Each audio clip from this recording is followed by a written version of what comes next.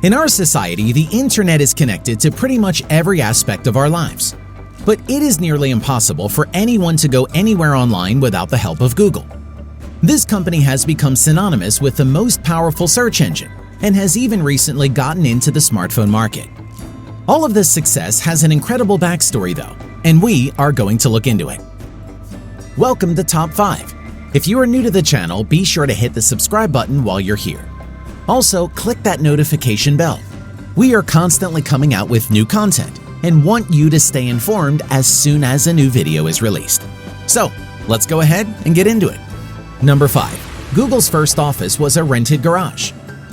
Today, the Google headquarters is known as one of the most high-tech and desirable facilities to work at. However, that wasn't always the case. When Google was first starting as a company in 1998, their first workspace was the garage of Susan Wojcicki on Santa Margarita Avenue in Menlo Park, California. Wojcicki, sister of 23andMe founder Anne Wojcicki, is Google employee number 16. It was here that she started as Google's marketing manager, and obviously she was incredibly successful at it. As time went on and the company grew, Wojcicki ended up becoming the CEO of YouTube. Number 4. Google's first chef was a former caterer for the Grateful Dead. It has always been a tradition at Google to make sure the work environment stays upbeat and fun. So in 1999, the employees, all 40 of them, held a cooking contest.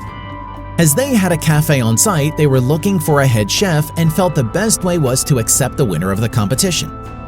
As it turns out, the winner was Charlie Ayers, the former caterer for the iconic jam band, the Grateful Dead.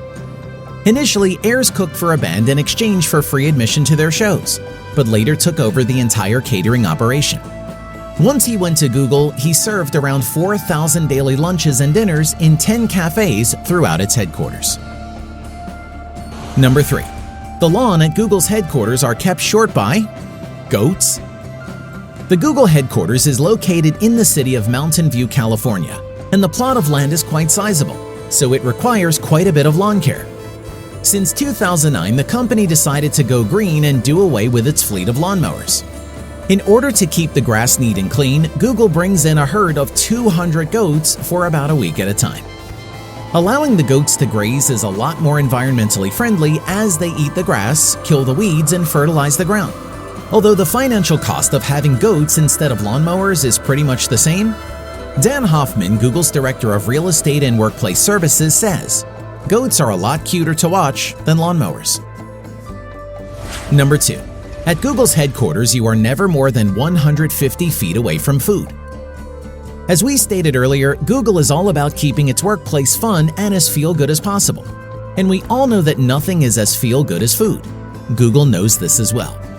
That's why at their global headquarters in Mountain View, California, they have a number of cafes and food stations where employees can eat for free every day, 3 meals a day. Feel free to be jealous. There are actually so many places for employees to get food that no employee has a desk that is more than 150 feet away from food. Hopefully, they are as big on fitness and dieting as they are about feeding their employees. Number 1. Google's acquisition of YouTube was done at Denny's.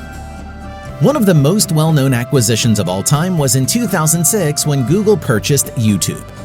It could almost be described as a poetic thing. Much like Google, YouTube had humble beginnings, started by 2 guys out of a garage, only to grow to be the largest video streaming service in the world. So when the merger was discussed, it had special meaning to everyone. But the acquisition wouldn't take place in a fancy high-rise or at an attorney's office. The location ended up being a Denny's in Palo Alto, California.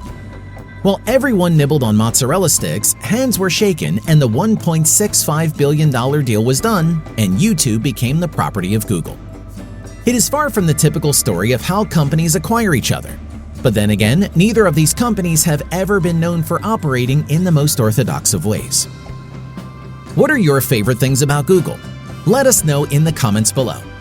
After you give this video a like, be sure to check out some of our previous videos for more amazing facts. Thank you so much for tuning in. We'll see you next time.